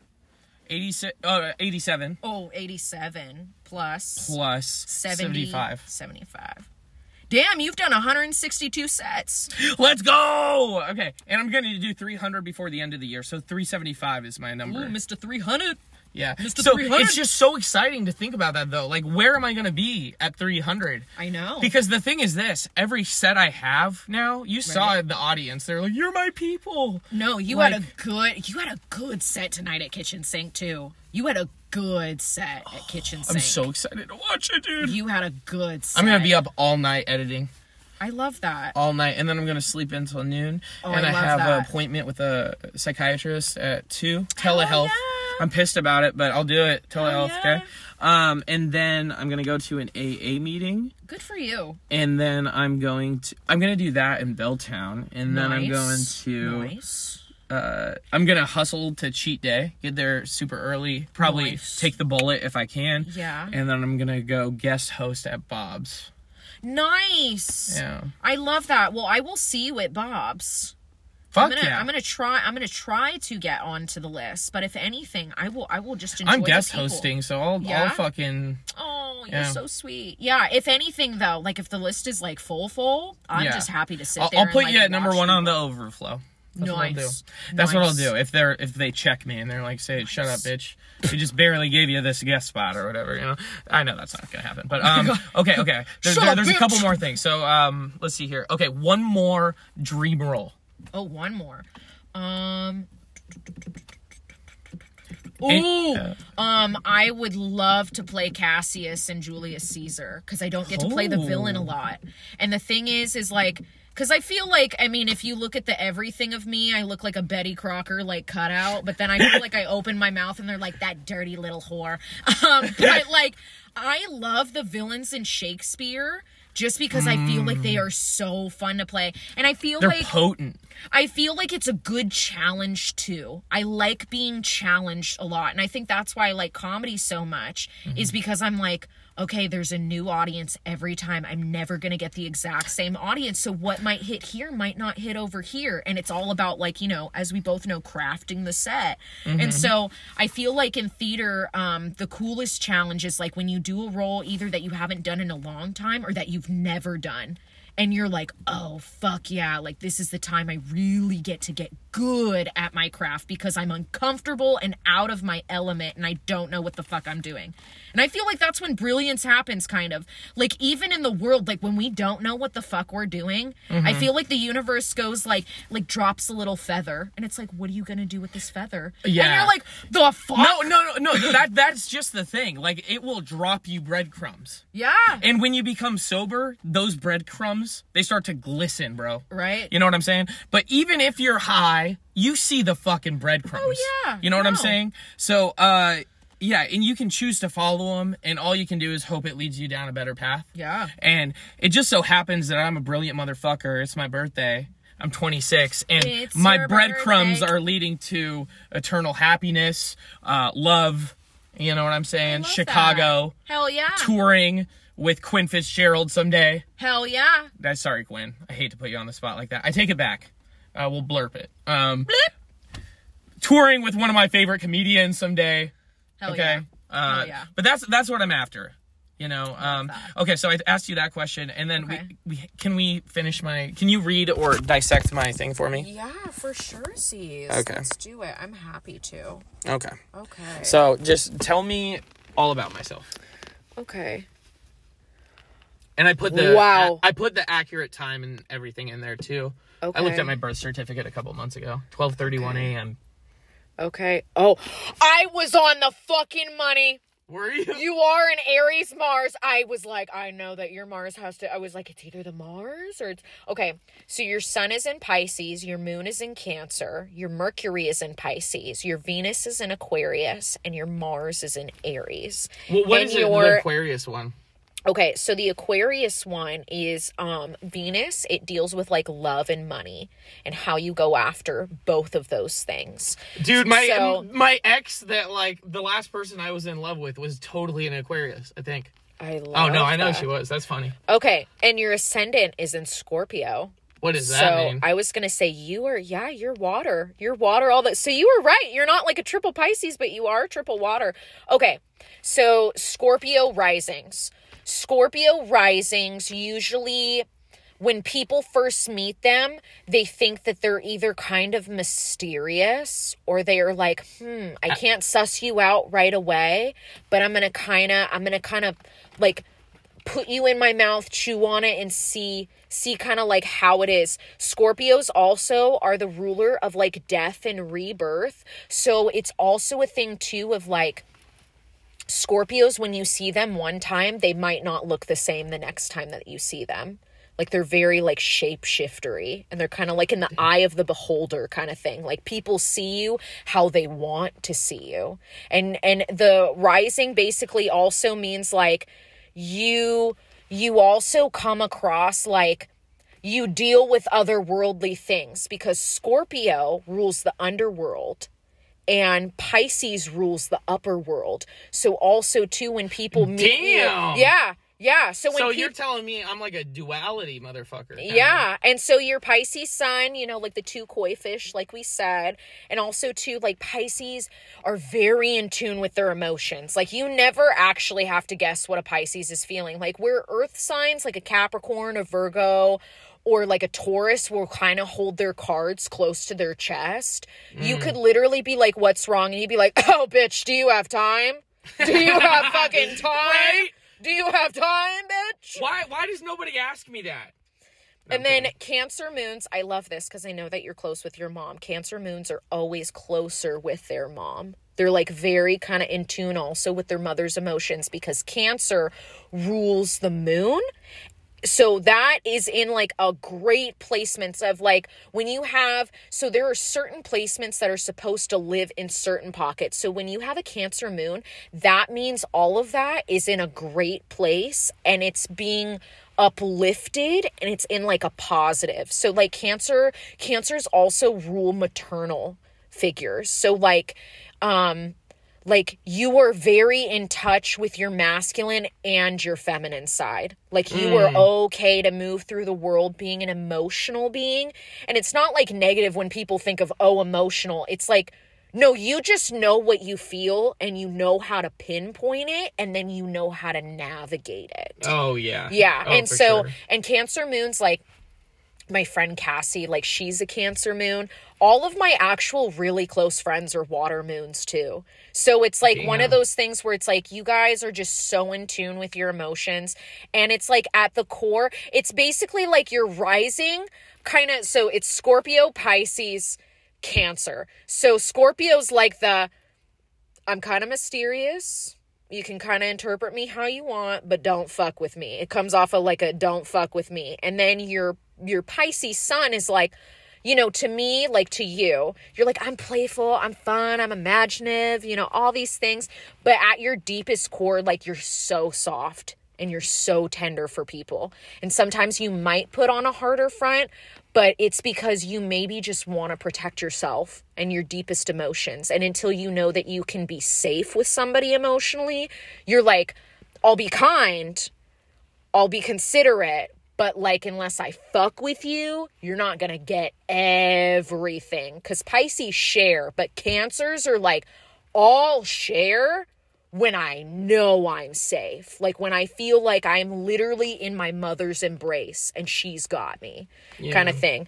Your Mercury is in Pisces. So it basically shows when you're communicating like on a healthy level, or when you're kind of like navigating the world, is like you are very much a daydreamer. Like you are very much like, I'm going to shoot for the fucking moon, and I'm going to even go out to the Milky Way, and then we're going to even go out to another planet because this fucking shit is possible. Because fuck Blue Origin, am I right? And also too, like, I feel like, cause you have like a lot of water placements. So it's like, yeah, you're very in tune with your emotions. So when you're communicating at a healthy level, you're sometimes daydreamy, but when you're communicating, you're kind while communicating. And it's like, you're like, this is how I feel. And this is what we're talking about. And we're just going to have a good time. Woo! Yeah. And Venus is in Aquarius. So like, I like to say, because like I know a lot of Aquariuses. And Aquariuses, I feel like, are people who have lived so many lives and then come onto planet Earth. And it's the first time that they've been here. And they're like, what the fuck is this shit? Well, you know what? That over there, that's been kind of working for a while. But the thing is I know I can make it better. Like, for instance, like Aquarius is like Megan Thee Stallion's in Aquarius. Paris Hilton's in Aquarius. So, like, they took something that already existed and then made it popular and made it better. So like when I see Aquarius and Venus, I kind of look at it as like, you look at money as like I don't want to make money in a traditional way. Oh, I want to make my currency. Like I want to take what people maybe have done, but I want to do it even better, and I want to make even more money because I know I can, because I've lived on these different planets and now I'm here. Oh, Earth, this is going to be easy. Yo, fuck this is going to be fucking that easy. Is like to the money. Yeah, I feel that. Yeah, and Aquarius Venuses basically mean like you're also looking for a partner who's kind of also otherworldly, like has like some different spiritual mindset, or like challenges me, or is kind of like, just, I don't want to use the word different, but it's like they strike you as like, oh, you're kind of fucking weird, but you're like this cool weird that I haven't experienced before. And like, you're here to teach me something. You're telling me, Mickie. Jesus Christ. Yeah. It's like very much like you're here to teach me something. And also too, when you have an air Venus, it means you need a partner that can go with the flow. When I immediately see an air Venus, I'm like, you can't hold that motherfucker down. You got to let that motherfucker do what they want, because if you don't, you're going to feel suffocated. You're going to feel controlled. You're going to feel like, well, why can't I do that? Why? Why can't I do that? You're telling me now I can't do something? Okay, now I want to do it even more. Now you're starting to piss me off. Yeah. So it's like, you need also a partner that lets you flow through the world the way that you are and can kind of balance you out in that way. So it's like, when you have an air Venus, it's really, really good to sometimes have like a fire Venus that matches that. Because it's like fanning the flame, or like, you know, the flames come up and then the wind starts going. So it's like the same kind of like, I'm not trying to plant you and I'm not trying to necessarily ground you, but I get what you're doing. And since, you know, like fire and air kind of work alongside each other a lot of the time, it's a very mutual like reception thing. And also too, the same thing, because Venus deals with money too. How you look at it, because it's also an air sign, is like you could literally have $5 in your account, Sage, and you could go, okay, so I might be freaking out, but I'll never let anybody know because I'm going to have money soon. It'll come. I'll manifest exactly it. That. I'm not tripping. Yeah. I'm not tripping. Who's tripping? You're tripping, not me. It's my birthday, and I have $700 in my account, and I feel so good. Hell yeah. Hell yeah. And then your last placement is your Mars, and it's in Aries, which I was like, I knew you had to have like a fire Mars. So it's also in the place of like Cancer. Like a Cancer moon is in its like natural place, and Aries and Mars is in its natural place. So you're a go-getter. You don't take no for an answer. Like, you're very about consent, but you're like, I see a goal, I'm fucking going. And I don't give a shit, actually, if anybody's behind me. Like, you're very much like, I would like the support. I would like to know that I have people behind me. I don't give a fuck if I don't have anybody behind me, though. I'm fucking going for it. I'm Jon Snow, motherfucker. Yeah. Like, I'm Jon fucking Snow. No, you're Daenerys Targaryen. I'm Daenerys. You're like, yeah. I'm the mother of dragons, bitch. Oh. More so, you know what? Not even that. I think Arya Stark. Oh, that is an fuck Aries yeah, Mars. I do that feel is like an Arya Aries. Stark No, a little Arya bit. Stark. A little temper. A little temper, because Mars is also, I believe, the way that you communicate when you're not at your best, and Aries. So are you telling me, like, if I had a manic break, for example, that would be kind of my Mars? Yeah. Yeah. Yeah, Okay. and this is the thing. So the zodiac wheel, it's 1 through 12, right? Aries starts it. And then at the end, Pisces ends it.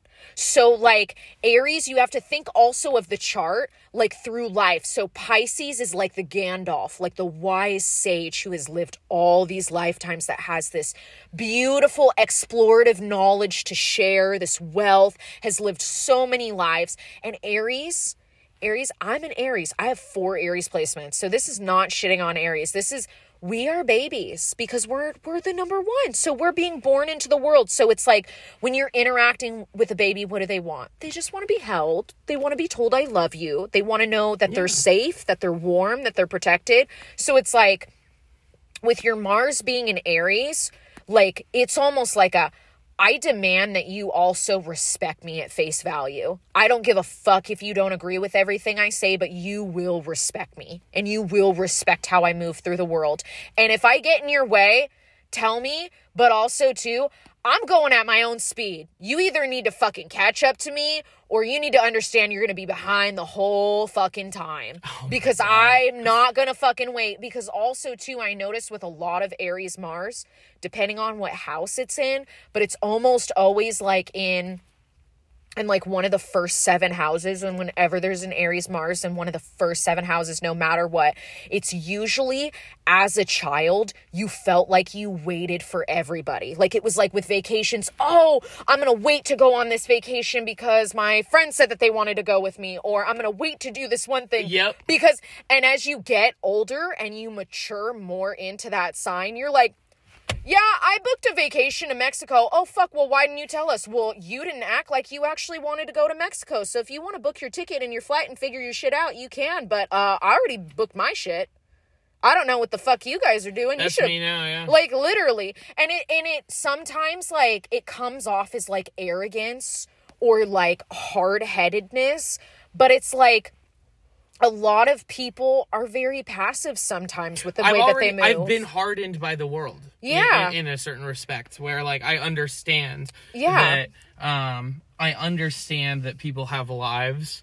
Yeah. And I've already made the conscious effort to reach out to certain people. So Yeah. it's like, and at this point where I'm at, like, today, right now, like, I understand if I go out to a different city and I have friends in that city, I'll reach out to them. Like, yeah. But it's also at a certain point, it's going to be their responsibility to reach out to me if they want to meet up, you know, because I got shit going on. I'm meeting comedians. We met 2 weeks ago. Yeah. We met 2 weeks ago. You literally. Yeah, no, very much Aries Mars is like, I go with the beat of my own drum, and it's not to offend anybody, but it's literally either catch the fuck up or be left behind. Live by the sword, die by the sword, and that's in my DNA. Kinda. I think it's more so like, if you're rocking with me, then that's cool. Like, you can join me in this, but, like, 1, don't be fake if you're not rocking with me. And 2, know that I move fast. So you gotta move fast too. And that's not to say, like, you know, it's not to say I don't appreciate slower movement, because I also think sometimes Aries Mars can learn from slower movement. Mm-hmm. But it's one of those things of, like, that's a fire sign. Like, that's like trying to tell, like, a bonfire to not be so big. Can I open up real quick? I had a comedian that I really respected when I was at the peak of my mania. Yeah. Tell me, hey, Sage, it sounds like this is the elevator pitch of what you said. So this is not word for word, but this is what Sage heard. Okay. I heard, hey, Sage, it sounds like you might care more about integrity than getting laughs. Maybe stand-up isn't for you. And at that time, I was in my mania. I had just hosted the Shanghai. Hagen Murphy had just booked me for Bob's. That's going to happen tomorrow. Okay, cool. I had also been through upsetting shit, burnt bridges. So my emotional dial, like on a scale of 1 to 10, was at probably like a 27. Okay. 27 club. Get it? 27. Yep. Where Juice WRLD died. Oh no. Where a lot of people died. I know. R.I.P. Amy Winehouse. But anyways, that comedian told me that. And I remember in the moment, I was in my mania. And they were a really meaningful person. So if I wasn't in my mania, I probably would have cried. And really considered the feedback, you know? But in my mania, I was like, oh, sad. God bless this person, you know? And forever thinking I would put down a microphone, you know? Like, that's all I take from it. But it's also, too, I don't know, and maybe I'm in the wrong here, and I'm fine to be in the wrong, but when you said that, I think my first initial thought was, people treat other people how they feel about themselves. Are you telling on yourself? Like, it's one of those things where I'm like, were they actually talking to you, or were they talking to themselves? Oh, because I think it's also the way that you go about it. Because it's like, how I think about it, it's like you don't have to tiptoe on eggshells, but it's like I feel like if somebody was genuinely concerned, I feel like if say I was there, I wasn't there, but say if I was genuinely concerned about you, Sage, I would be like, hey, can we meet for coffee first and foremost? It would be an in-person formality, and I would just say, hey, I could be fucking wrong. I could be shooting in the dark. Tell me if I'm being a fucking asshole. Yeah. But I would be like, hey, can you tell me about your comedy journey and how it's affecting you? How fucking hard is that to do? It's like you ask the questions. You don't dictate. You have to talk to people, not talk at people. Yeah. And I'll tell you this, I'm happy to say this, that comic that told me that it is a reflection of themselves. And they're one of the comedians that I talked about in my Manic Rant on episode 2, where I was like, I'm so disappointed in you guys. You guys are all cucks. None of you guys have anything in line. And, this person is deeply troubled. I don't know. I'm honest to God, I'm not playing stupid. I'm glad we're keeping it anonymous because I don't know who you're referring to. Good. And I'm not trying to be like dumb. I genuinely am like, who? Yeah. Yeah. But yeah, so that's my whole chart. Yeah, that's your whole chart. Awesome. Okay, so this was episode 5 of the Seattle comedy with Sage Cameron and Mickie Milton. Hell yeah. This is the first of many. I'd say 300 sets in a year. Dude, we got to get you on at least, 50 times? Something like that. God, I hope. Like, also, you got to be a regular. Also, too, can I put out the manifestation that we were kind of talking about? Oh, absolutely. Take the next 10 minutes or however long you want. Okay, you can find me. First, I'll say you can find me on Instagram at Big Mick Energy with 4 Y's. You can find me on Facebook under Mickie Milton. And also, too, I put something out into the universe today that I hope happens. We'll see, but I'm putting out all the vibes that me and Sage will be starting a collective August 30th. So right at the end of summer. So blessed be, let it be. We're going to put it out into the universe. We're going to see what comes about it. And, it'd be really, really cool to be doing some really, really awesome, literally Allison Fine, Tony Cardoza, Xavier Rake stuff. Yep. It'd be awesome. Yeah, while a lot of these Seattle comedians have been bombing using their same material that's dried out and played out and getting mad when they bomb and not understanding why. You know, a lot of these Seattle while they've been doing that, you and I have been taking notes from people like Xavier Rake, Tony Cardoza, Allison Fine. We have not gotten lost in the weeds, you know? Well, and also Mars, right? It's Aries. Right. So I'm running a little hot here. Right? No, it's okay. But also, too, this is what I will say. I feel like, there's no point in getting caught up for me. Mm-hmm. I think there's no point in getting caught up in things that I think about where I go, will I be mad about this in a week or two? No, then I'm not going to put any time near it because I think the most important thing that I've heard, work hard,